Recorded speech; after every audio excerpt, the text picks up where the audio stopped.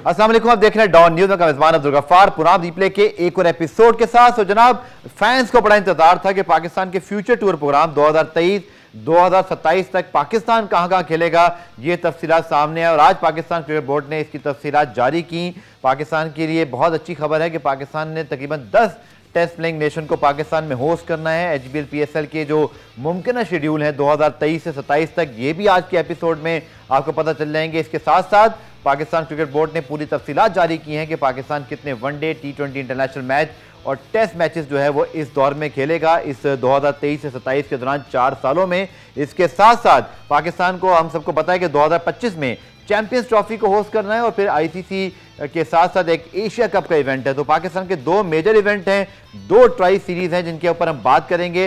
ये सारी तफसीलात आपके साथ रखेंगे। इसके साथ साथ प्रोग्राम में एक्सक्लूसिव एक सेगमेंट शामिल करेंगे इंटरनेशनल T20 लीग के हवाले से, और उसके जो नुमाइंदे हैं, उनके जो मुंतजमीन हैं वो मौजूद होंगे। एक फ्रेंचाइज के ऑनर भी हमारे साथ मौजूद होंगे। बात करेंगे पाकिस्तान और नीदरलैंड के दरमियान पहले वनडे इंटरनेशनल मैच में, जिसमें पाकिस्तान को एक सख्त मुकाबले के बाद कामयाबी मिली और फिर दूसरा मैच भी होना है। लेकिन जो पहला टॉपिक है, यकीन तौर पर जो कि फ्यूचर टूर प्रोग्राम, आप लोगों की बड़ी इस पर बात होती रही है और इसकी तफसीलात हमारे सामने मौजूद हैं। हमारे स्पोर्ट्स रिपोर्टर रज़ा कलीम भी मेरे प्रोग्राम में ज्वाइन कर रहे हैं। रज़ा, अगर बात करें तो पाकिस्तान के पास 238 दिन की इंटरनेशनल क्रिकेट है, जिसके अंदर पाकिस्तान को 27 टेस्ट मैचेस, 47 ODIs और 56 T20 इंटरनेशनल मैच खेलने हैं। पाकिस्तान को जैसे हमने बताया कि पता ही है कि चैंपियंस ट्रॉफी को होस्ट करना है 2025 में।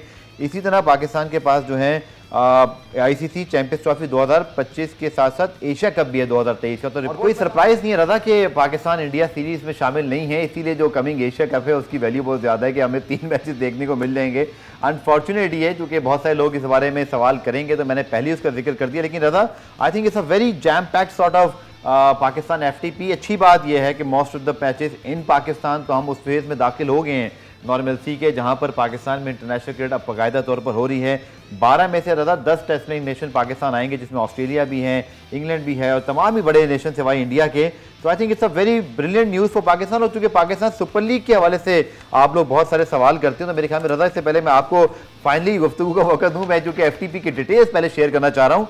जनवरी-फरवरी में 2024 में जनाब ये पाकिस्तान सुपर लीग होगी, मार्च-मई में 2025 में होगी, क्योंकि आपको पता है पाकिस्तान को उस दौरान चैंपियंस ट्रॉफी को होस्ट करना है। और फिर 2026 में जो पाकिस्तान सुपर लीग है वो बेसिकली दिसंबर 2025 में शुरू होगी और जनवरी 2026 में उसका इख्तिताम होगा। और फिर HBL पाकिस्तान सुपर लीग 2027 जनवरी-फरवरी में अपने शेड्यूल के मुताबिक ही होगी। रजा, आपके initial thought on this FTP? देखें, बहुत जैसे आपने अपने इंट्रो में बताया, पाकिस्तान के लिए सबसे खुशहाल बात यह है कि पाकिस्तान को अपने जो होम ग्राउंड्स हैं उस पर भी पाकिस्तान बड़ी टीमों की मेज़बानी करेगा। इंग्लैंड ने आना है, ऑस्ट्रेलिया ने आना है, न्यूजीलैंड ने आना है, तो ये गुड साइन है। लेकिन जो मुझे एक कंसर्न चीज़ नज़र आ रही है इसमें कि पाकिस्तान की जो टेस्ट सीरीज़ हैं वो वही ज़्यादातर टेस्ट सीरीज़ 2 टेस्ट मैचेस पे मुश्तमिल है। सिर्फ 3 सीरीज़ ऐसी हैं जिसमें 3-3 मैचेस हैं। जबकि हमें याद होगा रमीज़ राजा ने भी कहा था कि वो इस चीज़ पे ज़ोर दे रहे हैं कि अगला FTP जो बनाया जाए उसमें टेस्ट की तादाद को बढ़ाया जाए, ताकि पाकिस्तान की जो क्वालिटी ऑफ क्रिकेट है वो इम्प्रूव हो सके। लेकिन वो इसमें मुझे कमी नज़र आ रही है। लेकिन ओवरऑल एक अच्छा है कि टोटल 27 टेस्ट हैं, 27 में से 13 टेस्ट जो है पाकिस्तान अपने होम ग्राउंड पे खेलेगा। तो ये बड़ी मेरे ख्याल से खुशहाल बात है कि पाकिस्तान के होम जो सीरीज़ हैं वो अब फुली रिवाइव हो गई हैं। बिल्कुल। इसके साथ साथ पाकिस्तान न्यूजीलैंड और जनूबी अफ्रीका पर मुश्तमिल पहली सीरीज़ जो है फरवरी 2024 में जो है वो खेली जाएगी और दूसरी सीरीज़ में इंग्लैंड श्रीलंका की टीम में पाकिस्तान आएगी ट्राई नेशन सीरीज़ के लिए। और इसमें जो ट्राई नेशन सीरीज़ है वो बेसिकली फरवरी 2025 में है, जिसका हम पहले जिक्र करें। तो रजा, आई थिंक आपकी बात बिल्कुल ठीक है। इस फ्यूचर टूर प्रोग्राम से या बाकी फ्यूचर टूर प्रोग्राम को देख के एक तो आइडिया हो रहा है कि जो बायलैटरल सीरीज़ है, चाहे वो टेस्ट हो या ODIs, बहुत ज़्यादा कोई इसका फ्यूचर ब्राइट नहीं है। एक तो T20 इंटरनेशनल सीरीज़ की भरमार है, या फिर ट्राई नेशन सीरीज़ हो रही हैं, या वर्ल्ड कप्स हो रहे हैं। सो पाकिस्तान की सीरीज़ को देखने के बाद आई थिंक कुछ और हमें फ्यूचर टूर प्रोग्राम बाकी मुल्कों के नज़र आ जाएँ तो फिर हमें थोड़ा और वाज़ेह हो जाएगा। लेकिन अगर आप देखें 27 सिर्फ टेस्ट हैं, 47 ODIs हैं और 56 T20 इंटरनेशनल मैच, यानी कि आधा है टेस्ट मैचेस का। और ये हमेशा से पाकिस्तान की, अब मुझे लग रहा है कि ये अब बनता जा रहा है कि हम टेस्ट मैचेस ज़्यादा नहीं खेलते। एग्जैक्टली, मैं यही कहना चाह रहा था। अभी जिस तरह आपने बोला, अभी और टीमों के जब FTP सब के सामने आएंगे तो उसके बाद कंपेयर करने पे ज़्यादा सूरत हाल वाज़ेह होगी कि पाकिस्तान किस पोजीशन पे खड़ा है। एक मैं अभी रिपोर्ट पढ़ रहा था, ऑथेंटिक नहीं थी, कि बांग्लादेश के भी टेस्ट मैचेस पाकिस्तान से ज़्यादा हैं। तो मेरे ख्याल से ये कंसर्निंग क्वेश्चन है पाकिस्तान मेरे ख्याल में उनके। हाँ, देखें फिर भी बांग्लादेश के ज़्यादा ही हुआ है, 2 भले से ज़्यादा हैं लेकिन ज़्यादा ही हैं। लेकिन अब एक और सवाल ये भी है कि ओडीआई क्रिकेट का क्या फ्यूचर है। जैसे आपने बोला T20 लीग्स की भरमार है, तो पाकिस्तान के भी ओडीआई देखना 47 ओडीआई और 56 T20, आई थिंक ये बहुत कोई बड़ा डिफरेंस नहीं है। तो एटलीस्ट मुझे लगता है कि 2023-27 तक अब वनडे क्रिकेट सिक्योर हुई है पाकिस्तान के लिए एटलीस्ट, कि हम अच्छे खासे ओडीआई खेल रहे हैं, जिसकी ऑब्वियसली एक वजह ये भी है कि हम वर्ल्ड कप भी खेल रहे हैं, वर्ल्ड कप की तैयारी के लिए मैचेस हैं। शायद अगली एफटीपी में मुझे डाउट है कि रजा इतने ओडीआईज हों, और शायद ये 47 ओडीआईज पाकिस्तान के या बाकी टीमों के बड़ी हद तक रजा मुझे लगता है डिटरमिन कर देंगे कि 2027 से फिर जो 31 की एफटीपी होगी वहाँ ओडीआई क्रिकेट कहाँ स्टैंड करती है। अभी तो मुझे लग रहा है कि ओडीआई क्रिकेट ने अपने आप को किसी हद तक मुस्तहकम किया है। देखें एफटीपी के मुताबिक तो सिक्योर किया हुआ है, लेकिन क्या ये सीरीज़ हो भी पाएंगी, क्योंकि हमने हाल ही में देखा साउथ अफ्रीका ने अपनी सीरीज़ ही क्विट कर दी। बिल्कुल ठीक। अब ये भी देखना है कि आगे आने वाले टाइम्स में टीमें किसको प्रेफर करती हैं। T20 को प्रेफर करती है ज़्यादातर टीमें, T20 और टेस्ट को प्रेफर करती हैं। जी जी। तो जैसा आपने बोला कि 2027 के बाद एग्जैक्टली आइडिया हो जाएगा कि ओडीआई का फ्यूचर क्या होगा, लेकिन वो इसी पे मुनहसर होगा कि अगर ये टीमें खेलती हैं तमाम जो एफटीपी में शेड्यूल। आपको डाउट है रहा, क्योंकि ऑस्ट्रेलिया और साउथ अफ्रीका की जो सीरीज हुई और फिर जिस तरह ट्रेंट बोल्ट का मामला हुआ, बेन स्टोक्स की रिटायरमेंट, तो इंडिकेशन तो है कि we should ready for any surprises, और ये ऑन द कार्ड्स हैं। एग्जैक्टली, क्योंकि आप उसके बाद भी और खिलाड़ियों के बयान देखें, मोइन अली बयान दे चुके हैं और खिलाड़ियों के बयान सामने आ रहे हैं कि आने वाले वक्तों में और प्लेयर्स भी अपना फैसला करेंगे कि वो किस फॉर्मेट को चूज़ करें। तो मेरे ख्याल से मुझे तो ओडीआई क्रिकेट के फ्यूचर पे बहुत सवालात नज़र आ रहे हैं। बिल्कुल। और फैसल हसनैन साहब जनाब पाकिस्तान क्रिकेट बोर्ड के चीफ एग्जीक्यूटिव, उनका भी बयान है। वो कहते हैं जी कि इंग्लैंड, न्यूजीलैंड, जनूबी Africa, Sri Lanka, Bangladesh, West Indies की टीमें आईसीसी वर्ल्ड टेस्ट चैंपियनशिप के मैचेस खेलने पाकिस्तान का दौरा करेंगी। तो ये अच्छी बात है, पाकिस्तान को बड़ी हद तक फ़ायदा हो सकता है अगर हम पिचेस सही बनाएं और जीतें। इसी तरह अफगानिस्तान, ऑस्ट्रेलिया, आयरलैंड और जिम्बाब्वे की टीमें महदूद टेस्ट क्रिकेट खेलने पाकिस्तान आएंगी। तो ऑस्ट्रेलिया भी पाकिस्तान आ रहा है। तो ये है जनाब अब तक की जो मोटी मोटी जो अब हाईलाइट्स वाली अपडेट है, ये हमने आपके साथ शेयर की हैं। प्रोग्राम में ब्रेक शामिल करते हैं। ब्रेक कर इसी फ्यूचर टूर प्रोग्राम और पाकिस्तान नेदरलैंड की जो पहला वनडे इंटरनेशनल मैच है, दूसरा जो मैच है उस पर से बात करेंगे इस शॉर्ट ब्रेक के बाद।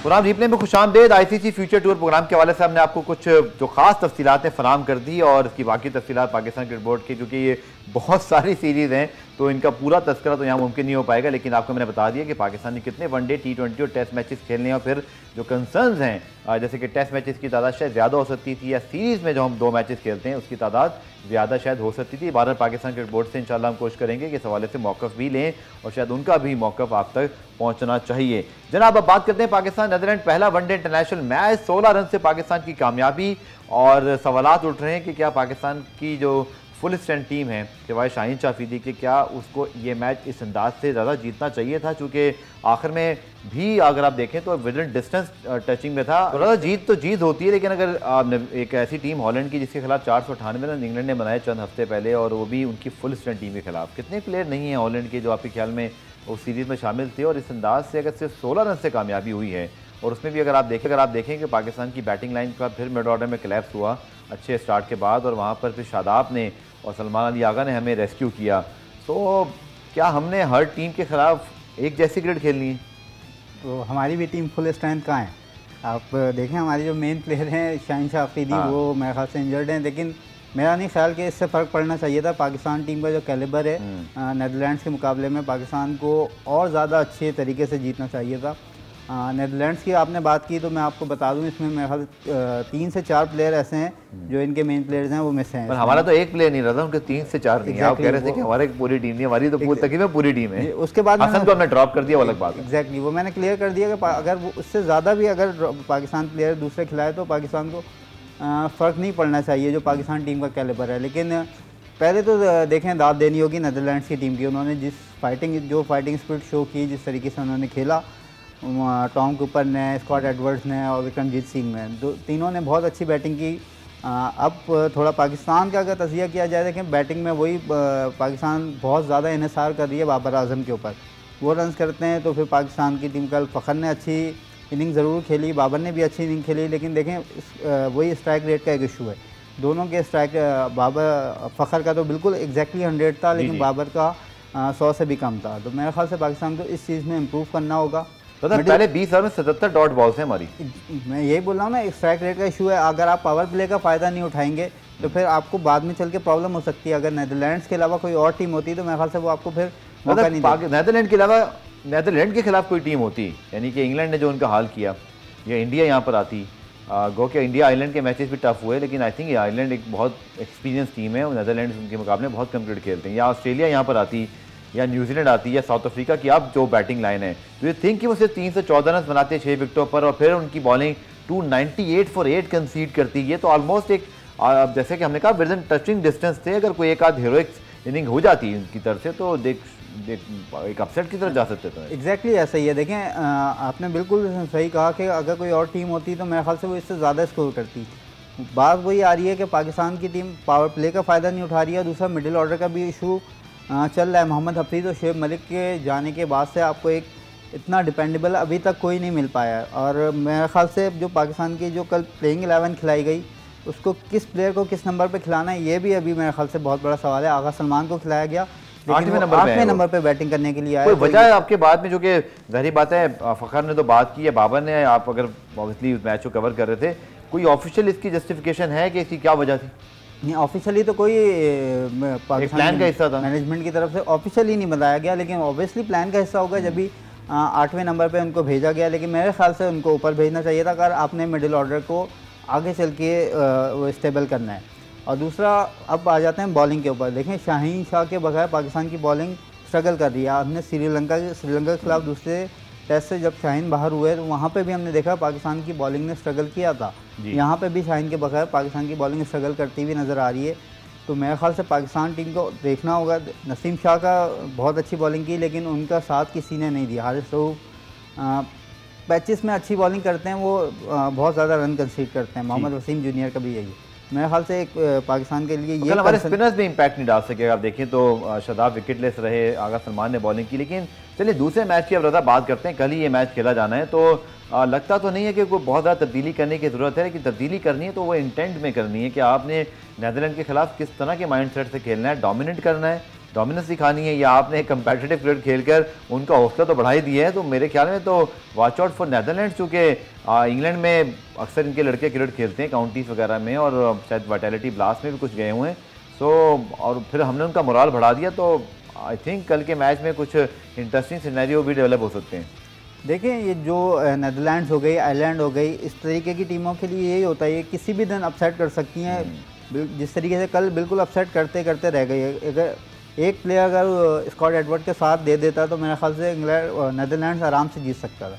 अब कल की बात अगर की जाए तो मेरे ख्याल से आपने पहले क्लियर कर दिया कि इंटेंट की ज़रूरत है। अगर पॉजिटिव इंटेंट के साथ खेलें, पावर प्ले का फ़ायदा उठाएं, और मिडिल ऑर्डर में भी अब इसका मतलब अगर कैरी करना है तो फिर उसके एक एंड से तेज़ खेलते रहना होगा, ताकि स्कोर देखें। वनडे क्रिकेट अब वो नहीं रही है 300 350 प्लस स्कोर हो रहे हैं। और नीदरलैंड का जो ग्राउंड है रॉटरडैम का, इतनी बड़ी इसकी बाउंड्रीज नहीं है। तो मेरे ख्याल से पाकिस्तान को 350 प्लस का एम करना चाहिए, ताकि प्रैक्टिस उसी हिसाब से हो, क्योंकि आगे एशिया कप आ रहा है और फिर उसके बाद वर्ल्ड कप। एक आखिरी में जो प्रॉब्लम है रज़ा, वो पाकिस्तान का मिडल ऑर्डर है T20 और वनडेज़ में, चूँकि एक्सपीरियंस ज़्यादा नहीं है, इसलिए शुएब मलिक की लोग बात कर रहे थे एटलीस्ट एशिया कप के अंदर। बट हमने फिर देखा कि कल फिर रिजवान, एक तो अनफॉर्चुनेटली वो T20 की परफॉर्मेंस को वनडे में रेप्लिकेट नहीं कर पा रहे। और इसी तरह अगर हम बात करें तो फिर खुशदिल हों या नीचे जो बाकी प्लेयर हैं इनएक्सपीरियंस हैं, तो एशिया कप भी सर पे खड़ा है, वर्ल्ड कप भी, तो हमारे पास टाइम तो बिल्कुल नहीं है। तो फिर या तो फिर हमें जो लड़कों को बैक करना है, फिर हम उनको पूरा चांस दें। एक आध फेलियर होता भी है, क्योंकि इससे ज़्यादा एक्सपेरिमेंट अब क्या करेंगे आप, क्योंकि वर्ल्ड कप जो 2019-21 का था उसकी तरह तो अब नहीं करना चाहेंगे कि आप 4 लड़के just before the world cup change करें। बिल्कुल, देखें आप जो चेंजेस करने का टाइम तो मेरे ख्याल से अब निकल चुका है। अगर किसी को ट्राई आउट करना था तो वो इन्हीं सीरीज़ में करना था। अब पाकिस्तान के अगर शुएब मलिक, मेरा नहीं ख्याल कि उनका अब जाके उनको शामिल करना चाहिए, क्योंकि फिर बात वही आएगी, उनको पूरे साल हमने बाहर रखा पिछले T20 वर्ल्ड कप के बाद से। जी। और फिर एकदम अगर आप उनको टीम में डाल देते हैं, वो परफॉर्म नहीं करते हैं, तो फिर सब बोले यही उनके ऊपर सारा नज़ला गिरेगा। देखें, हम तो बोल लेते हैं मिडिल ऑर्डर में शुएब मलिक अब उस पाए के नहीं रहे, तो लेकिन मेरे ख्याल से अब मेरे ख्याल से टाइम नहीं है चेंजेस का। अब इन्हीं के साथ बैक करना चाहिए। इन्हीं के साथ पाकिस्तान को जाना। चलिए पुरान में ब्रेक शामिल करते हैं, ब्रेक से वापस आकर मजीद कुछ टॉपिक्स करेंगे, हमारे साथ मौजूद रहेगा। पुरान रिप्ले में खुशामदीद। और जिस तरह बात करें इंटरनेशनल क्रिकेट की, साथ साथ जो T20 की और लीग्स हैं, इंटरनेशनल ग्लोबल T20 भी इसका हिस्सा है। नमीबिया में जनाब ये होगा इनाग्रल ग्लोबल T20, जिसमें विचुअल ईगल्स, लाहौर कलंदर्स और डीपी वर्ल्ड लायंस, ये 3 टीमें शरीक होंगी। पाकिस्तान की टीम चूँकि शरीक है तो हमारा इंटरेस्ट बहुत ज़्यादा है और इसी हवाले से हम बात करेंगे। इस प्रोग्राम में आज एक खसूसी सेगमेंट है और हमें ज्वाइन कर रहे हैं समीन राना, जो कि CEO हैं लाहौर कलंदर्स के, and also Johan Muller, the CEO of Cricket Namibia. He is also with us. So welcome to both of you. आगाज़ में करूँगा समीन भाई, पहले आपके साथ। डेफिनेटली पाकिस्तान की नुमाइंदगी हो रही है पाकिस्तान सुपर लीग की, तो कितने एक्साइटेड हैं समीन भाई इस टूर्नामेंट में शिरकत के लिए? गफार भाई, थैंक यू वेरी मच। बहुत ज़्यादा एक्साइटमेंट है और इसकी सबसे अच्छी बात यह है कि देखिए ये प्लेयर की डेवलपमेंट के लिए हो रहा है। आपको पता है हमारा क्लास ऑफ 22 के जो प्लेयर्स हैं जिनको टैलेंट हंट और ट्रायल्स के बाद हमने सेलेक्ट किया था, अब वो जाएंगे नमीबिया में और वहाँ पे एसोसिएट कंट्री, जो कि बहुत अच्छा इन्होंने परफॉर्म किया था रिसेंटली T20 वर्ल्ड कप के अंदर। वहाँ पे उनके साथ खेलेंगे डिफरेंट ग्राउंड्स में, डिफरेंट कंडीशंस में और डिफरेंट प्लेयर्स के साथ। तो इससे ओवरऑल प्लेयर्स का एक्सपोजर बहुत ज़्यादा बढ़ेगा और इनको बहुत मौका मिलेगा सीखने का। और लाहौर कलंदर के लिए ये एक एजाज़ की बात है कि हम पाकिस्तान की नुमाइंदगी कर रहे हैं इस ग्लोबल स्टेज के ऊपर, और मुझे बहुत उम्मीद है कि इंशाल्लाह इस मौके से ये बच्चे जो हैं ये भरपूर फ़ायदा उठाएंगे। ठीक है समीन भाई, डेफिनेटली चूँकि डेविड वीज़ा बड़े पॉपुलर हैं और लाहौर कलंदर्स के हवाले से उनकी परफॉर्मेंस बड़ी अच्छी रही, तो डेफिनेटली एक ये चीज़ भी ज़हन में आती है। और दूसरा जो बाकी टीम्स हैं सर, आप क्या समझते हैं ये जो कम्पेटिटिवनेस है इस लीग की, उससे पाकिस्तानी बच्चों जो क्रिकेटर्स जा रहे हैं कितना फ़ायदा होगा? और डेफिनेटली जब आप पाकिस्तान से बाहर खेलते हैं तो इससे अच्छा एक्सपीरियंस कोई और हो नहीं सकता। जी बिल्कुल गफार भाई, डेविड वीज़ा की आपने बात की तो definitely David is very integral part of Lahore Qalandar and family. He's been with us for quite some time and he was instrumental in introducing me to Johan, and it was great to have having a like-minded person on the other side, and since then we've been collaborating and talking to each other, and this is Johan's idea to have this global league in Namibia to basically promote the cricket over there, and I think this is a very good thing for not only the Namibian cricket but for the cricketers in Pakistan, as well as the generally associate cricketing world, because these kind of events will definitely help them to grow their cricket and will provide the opportunities to the youngster to further enhance their skills. All right, Johan Muller is also with us, the CEO of Cricket Namibia. Sir, thank you so much for joining us. And as Sameen bhai said, that it's a brilliant idea and it's actually driven by you to promote cricket in Namibia. So, sir, how excited you are for this particular tournament, of course, starting from the 1st September? Yes, thank you. It's great to be with you, and Sameen introduced it very nicely. Yes, the concept is all about development of players, introducing them to different countries, different ways of playing the game. Attracting cricket into Namibia is quite important for us. We need to grow the interest, we need to grow the game. We had a wonderful World Cup campaign last year, and we need to keep on closing the gap between us and other top countries that has played cricket at that level for quite some time. And we want to thank the Kuala for coming through. They are exceptional T20 side, especially in Pakistan, but just the names that they produce are world renowned. So we're very fortunate to have them playing in Namibia. It's going to be a great contest between the three teams, because the Lions side from South Africa also is a star-studded side, and that is exactly how we want to promote cricket. All right. So, John, initially, obviously, that concept of Pakistan-India possible, obviously, the clash in this tournament was the major highlight and the attractive point for the cricket fans around the globe. But unfortunately, the Indian team is not coming. So, what's your opinion on this? Yeah, unfortunately, let's maybe start with, we did invite the Bengal team. They expressed the interest in coming through. They actually submitted all their names and they released it in the media. But unfortunately, before they consulted with the BCCI, and the BCCI has got a clear policy on T20 cricket, where they don't allow any players from India to play in any other T20 leagues outside of India. But there is scope. We did speak to Mr. Ganguly himself, and there is scope for us in the future to look at a 50-over tournament to invite the state teams from India to participate in an event like this. And Johan, as Sameen bhai said, that obviously David Visa is the most very popular cricketer in Pakistan from Lahore Qalandars as well.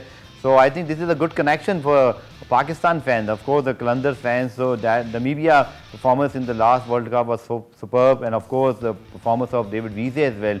So I think it's a very good connection, and definitely Namibia is no more the new name for Pakistan fans, and mainly because of Lahore Qalandars and of course the David Visa connection. No, definitely David has played, as Amin said, an integral part in introducing us to one another. He plays for both the teams, so it would have been interesting to see if we would play in this tournament if he was available. But Pakistan is rich of exceptional cricket talent, and that is also why we want to expose our players towards that. What we've experienced in the World Cup with this Pakistan national side was an absolute wonderful bunch of players that got respect for good cricket, and that's something that we did see, and we do think that culture is going to emanate in this tournament going forward. But I want to thank the Lahore Qalandars, and especially Sameen, for buying into the concept. It is something that I think associate cricket needs, is to be able to compete with more prominent cricket countries, and the depth of those countries are so immense that the standard on field will always be good. और it's time for short commercial break. एक break के बाद दोबारा जो है वो जो हमारे साथ मौजूद रहेगा। प्रोग्राम रिप्ले में खुशामदीद, और नमीबिया में होने वाले हम ग्लोबल T20 टूर्नामेंट की बात कर रहे हैं। समीन भाई प्लीज़ ज़रूर बताइएगा, क्योंकि लाहौर कलंदर्स ने बड़े ज़बरदस्त नए चेहरे और हीरे हैं जो है वो तराश कर पाकिस्तान क्रिकेट तक दिए हैं। अब ये बड़ा एक यंग एक्साइटिंग स्क्वाड है। कुछ ऐसे प्लेयर्स जिनके बारे में समीन भाई आप बात करना चाहेंगे कि मुस्तकबिल में आपको बड़ी उम्मीदें हैं। काफ़ी यंगस्टर्स इस टीम में मौजूद हैं। जी डेफिनेटली हमारे पास इस दफ़ा जो क्लास ऑफ 22 में लड़के हैं बहुत ही ज़्यादा एक्साइटिंग है। एक हमारे प्लेयर हैं जो कि हमने पिछले दिनों मीडिया पे देखा भी होगा, जिससे डैरन कॉफ भी बहुत ज़्यादा इम्प्रेस हुए थे। वो मलिंगा के स्टाइल में स्लिंगी एक्शन के साथ बॉलिंग करते हैं, वो बहुत एक्साइटिंग है। फिर हमारे पास 2-3 बॉलर ऐसे हैं जो 140 प्लस पे इस वक्त बॉल करें, और स्पेशली हमारे जो स्पिनर्स हैं वो बहुत ज़्यादा शानदार स्किल्स रखते हैं। और सबसे ज़्यादा हार्टनिंग जो चीज़ इस दफ़ा हमें नज़र आई है प्लेयर्स के अंदर, और जिस पे हमने फोकस भी काफ़ी किया है, वो है बैटिंग। बिकॉज लाहौर कलंदर हमेशा से बॉलर्स ही हमने ज़्यादा प्रोड्यूस किए हैं, क्योंकि उसकी वजह ये थी कि हमारे पास हाई परफॉर्मेंस सेंटर की फैसिलिटीज़ उस वक्त नहीं थी। लेकिन अब जो है हमारा फोकस बैट्समैन के ऊपर है और विकेट कीपर बैट्समैन के ऊपर है। तो 2-3 लड़के ऐसे हैं जो कि मेरा ख्याल में बहुत अच्छा परफॉर्म करेंगे और बहुत पोटेंशियल रखते हैं अच्छा परफॉर्म करने के लिए। बिल्कुल। Inaugural global T20 Namibia is going to host this 3-nation tournament. Johan, in last, please tell us something about the preparation of the Namibian team, and of course the other team, of course the DP World Lions. So please tell us something about the team and of course the players in it. Yes, our preparation has gone quite well. We had a very busy April, May and June, early July in Scotland as well, and the players had a bit of a break now. But from the 1st of August, they started to prepare again for this event. This is also then the start of our World Cup preparation for the October tournament in Australia. So quite important for us to play quality opposition and to play high pressure matches, which is something that we're looking forward to in this event. The DP World Lions is at this stage very much, if I could use the word, loaded team. They're playing with a lot of their T20 Proteas. Temba Bavuma, the captain, is playing. Magala is playing. So that will be very good for the other two teams also to play against some international stars. And very good for them to play against the flair of Pakistan. Sameen mentioned the spinners and the quick pace of some of their bowlers. And that is what makes this tournament special. It brings together 3 different countries, different styles of playing, and some really good on-field performances. और thank you so much Muller. And आखिर में समीन भाई, चूँकि लाहौर कलंदर्स का जो high performance centre है उसमें अब इंटरनेशनल प्लेयर्स और टीमें भी मौजूद हैं। I think this is a good sign for Pakistan cricket कि हम जो एसोसिएट मेंबर्स हैं उनके लिए एक बहुत अच्छे जो है वो मेंटोर का काम कर रहे हैं। और आई थिंक जैसे जोहान ने कहा कि ये जो पार्टिसिपेशन है लाहौर कलंदर्स की, it's a very big boost for them. Definitely हमारे लिए ये एजाज़ की बात है कि देखें हम पाकिस्तानी पहले पाकिस्तान से बाहर जाते थे ट्रेनिंग्स के लिए, और अब ये एक मेरा ख्याल में एक चीज़ नई डेवलप हुई है कि Lahore Qalandar has brought players from outside country to Pakistan और ट्रेनिंग के लिए, जो कि मैं समझता हूँ बहुत अच्छी बात है, क्योंकि फैसिलिटीज़ हमारे पास ऐसी हैं और प्रोसेसेस और कोचेज़ ऐसे हैं जिसमें हर इंसान के लिए एक वैल्यू है। तो मैं उम्मीद रखता हूँ कि न सिर्फ नमीबिया बल्कि बाकी एसोसिएट कंट्री, बल्कि मेजर प्लेइंग नेशन जिस तरह इंग्लैंड है या यॉर्कशायर है, उनके प्लेयर्स भी इंशाल्लाह फ्यूचर में पाकिस्तान में आपको हाई परफॉर्मेंस सेंटर में ट्रेनिंग करते नजर आए। बहुत बहुत शुक्रिया समीन भाई, thank you so much Johan Muller for joining us. और ये टूर्नामेंट जनाब इनॉग्रल ग्लोबल T20 नमीबिया, और इसमें ऑब्वियसली यकम से 9 सितंबर से इसके मैचेस होंगे, तो इसके हवाले से आज हमने एक खसूसी सेगमेंट किया। पुनाब ज़ी प्ले देखने का शुक्रिया। कल दोबारा से मुलाकात होगी, तब तक के लिए अल्लाह हाफिज़।